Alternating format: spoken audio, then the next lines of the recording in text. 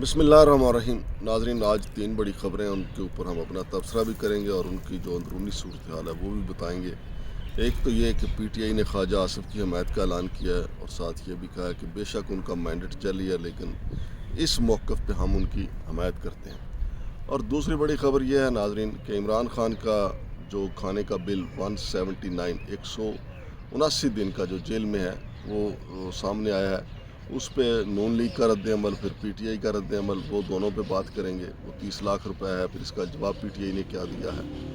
और नाज़रीन, तीसरी बड़ी ख़बर यह है कि इमरान खान ने एक दफ़ा फिर बाहर जाने से मुतल्लिक जो कुछ कहा है वो भी आपके सामने रखेंगे।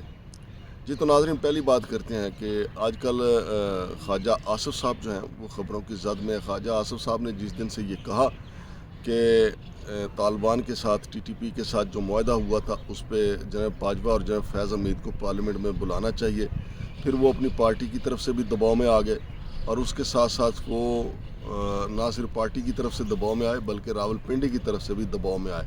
फिर वो अपने बयान से पीछे हटे और उनकी पार्टी ने भी वजाहत जारी की कि उन दोनों को नहीं बुलाया जा सकता। लेकिन अब ख्वाजा आसिफ साहब फरमा रहे हैं कि उनको धमकियाँ आई हैं कि आपको इसके नतायज भुगतना पड़ेंगे।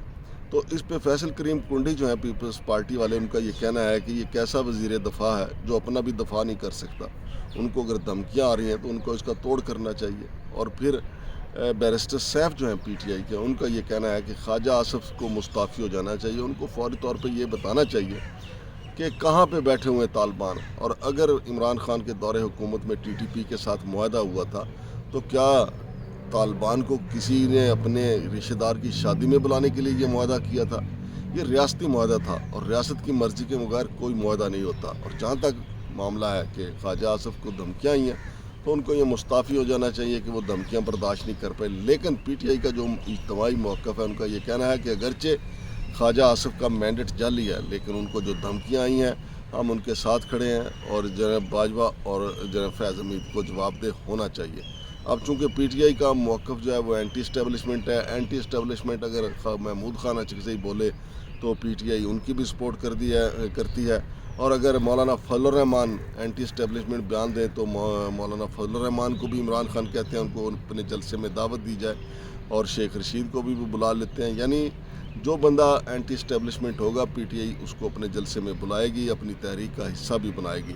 तो नाज़रीन, ख्वाजा आसिफ साहब जो हैं वो उनको शहबाज शरीफ जो हैं वो भी उनसे नाराज़ हैं, रावलपिंडी के जो भाई लोग हैं वो भी उनसे नाराज़ हैं, और फिर जो उनकी अपनी पार्टी में जो ये चाहते हैं कि शहबाज शरीफ को रोल प्ले करना चाहिए, शहबाज शरीफ को अपनी हुकूमत आगे चलानी चाहिए, वो भी ख्वाजा आसिफ से नाराज़ हैं। अब देखते हैं कि ख्वाजा आसिफ साहब जो हैं वो कितने दिन इस दबाव को बर्दाश्त कर पाते हैं।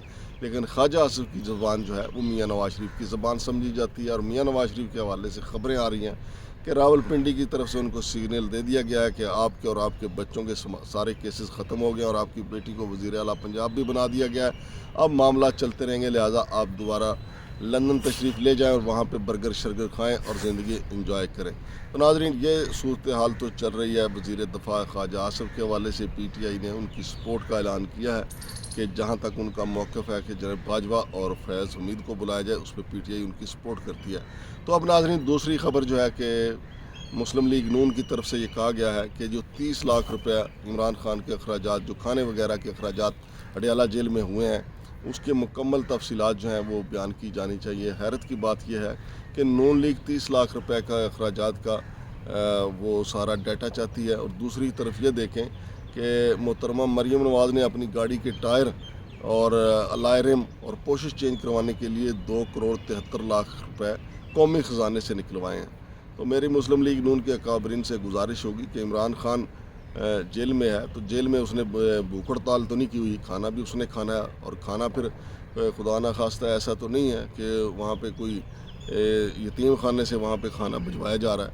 तो अगर 30 लाख रुपए का खाना 180 दिन में इमरान खान ने खाया है तो क्या है इसमें मज़ायका क्या है? आपकी गाड़ी के टायर जहाँ 2 करोड़ के आ सकते हैं तो एक कौम के हीरो का, अजीम लीडर का खाना जो है वो 30 लाख का नहीं 180 दिन का हो सकता है। ये कुछ भी नहीं है, लेकिन चूँकि इसको हवा देनी दरकार है इसलिए मुस्लिम लीग नून वाले इसका हवा भी बना रहे हैं और इसको बढ़ा चढ़ा कर पेश भी कर रहे हैं, और अपना वो बयान करने को नहीं तैयार कि हेलीकॉप्टर पे कितना ख़र्चा आ रहा है اور پھر اپنے خوابوں پہ کتنا خرچہ ان کا آتا ہے، تو یہ الگ سے ایک بحث ہے۔ چونکہ ہمارے ہاں جو ہمارے لیڈران ہیں وہ یہ نہیں دیکھتے کہ عوام کا کس میں فائدہ ہے، وہ یہ دیکھتے ہیں ہمارا سیاسی فائدہ کس میں ہے۔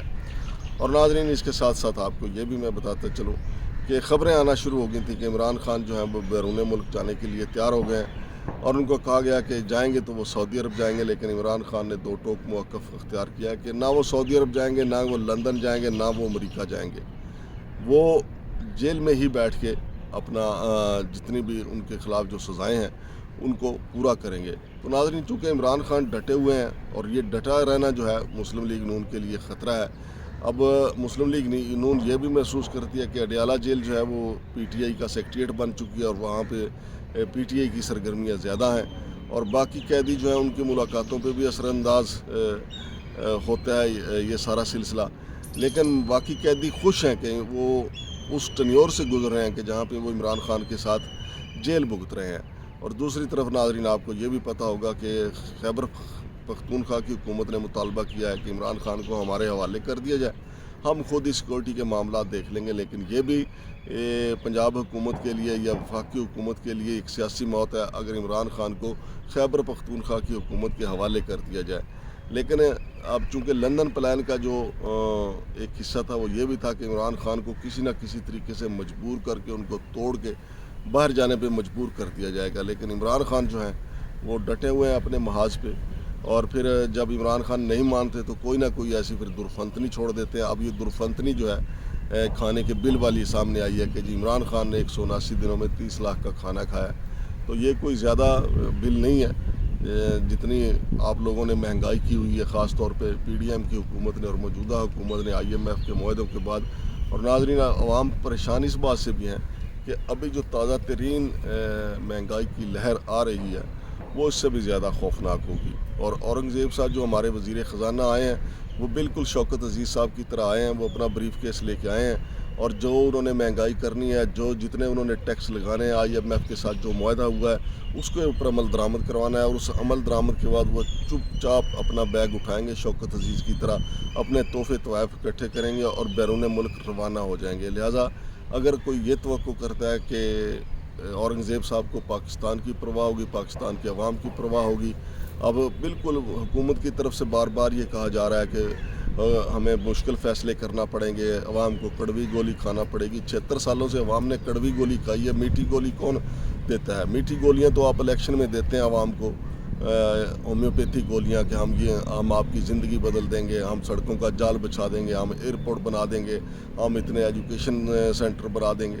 تو سارے جھوٹ کے پلندے جو ہیں وہ میٹھی گولیاں تو سیاستدان الیکشن کے دنوں میں عوام کو دیتے ہیں، اور جو ہی الیکشن ہونے کے بعد حکومت آ جاتی ہے، کوئی بھی حکومت آئے، وہ کہتی ہے عوام کو کڑوی گولی کھانا پڑے گی، اور وہ کڑوی گولی کھاتے ہوئے 76-77 سال ہو گئے عوام کو بیچاری کڑوی گولی۔ حالانکہ کڑوی گولی میں شفا بہت ہوتی ہے، لیکن یہ کڑوی گولی ایسی کڑوی گولی ہے جس سے عوام کی صحت دن بدن خراب ہی ہوتی چلی جا رہی ہے۔ لہٰذا حکمرانوں کو یہ سوچنا چاہیے کہ کڑوی گولی وہ خود کھائیں۔ اب دو ہی طبقات پاکستان میں رہ گئے ہیں، ایک بہت زیادہ امیر ہیں جن کے اوپر مہنگائی کا اثر ہی نہیں ہوتا، اور دوسرے غریب ترین لوگ ہیں جن کے اوپر اگر 1 روپے کا بھی ٹیکس لگے ان کو برداشت کرنا پڑتا ہے۔ اب یہ ایک نئی درفنتنی آئی ہے، ایک نیا لالی پاپ آیا ہے کہ اس دفعہ جو ٹیکس لگیں گے اشرافیہ پہ لگیں گے۔ بھئی اشرافیہ کون ہے؟ اشرافیہ شوگر ملوں والے ہیں، اشرافیہ سیمنٹ کی فیکٹریوں والے ہیں، فیکٹری مالکان، سرمایہ دار اشرافیہ ہے۔ جب آپ ان کی فیکٹریوں پہ ٹیکس لگائیں گے تو ٹیکس الٹیمیٹلی نچلے طبقے پہ آئے گا، نیچے غریب تک آئے گا۔ اشرافیہ پہ کون سا؟ اشرافیہ کے اوپر اگر آپ سیمنٹ کی بوری پہ 10 روپے 20 روپے ٹیکس لگائیں گے تو وہ نیچے جب عام آدمی اپنا گھر بنائے گا تو ٹیکس تو اس نے ادا کرنا ہے، وہ سارے کا سارا بوجھ تو عام آدمی اٹھائے گا۔ شوگر کے فیکٹری پہ اگر آپ ٹیکس لگائیں گے تو وہ شوگر مہنگی ہوگی تو عوام نے استعمال کرنی ہے، مٹھائیاں تو عوام نے کھانی ہے، مٹھائیاں تو عوام نے بانٹنی ہے، تو ٹیکس تو عوام کے اوپر لگے گا۔ اگر ماچس فیکٹری کے اوپر، ماچس فیکٹری کا مالک اشرافیہ میں آتا ہے، اس کے اوپر لگائیں گے ٹیکس، تو ماچس کی ڈبیا جو 10 روپے کی تک چلی گئی ہے وہ 20 روپے میں ملنا شروع ہو جائے گی عوام کو۔ ٹیکس تو نیچے عوام تک ہی آئے گا۔ تو ناظرین، یہ بھی ایک جھوٹ ہے کہ جی ٹیکس اشرافیہ پہ لگے گا، ٹیکس اشرافیہ پہ لگے گا، بھگتنا عوام کو ہی پڑے گا۔ تو ناظرین، یہ تھی اہم ترین اسلام آباد سے خبریں۔ شمشاد مانگڑ کو اجازت دیجیے، اللہ حافظ۔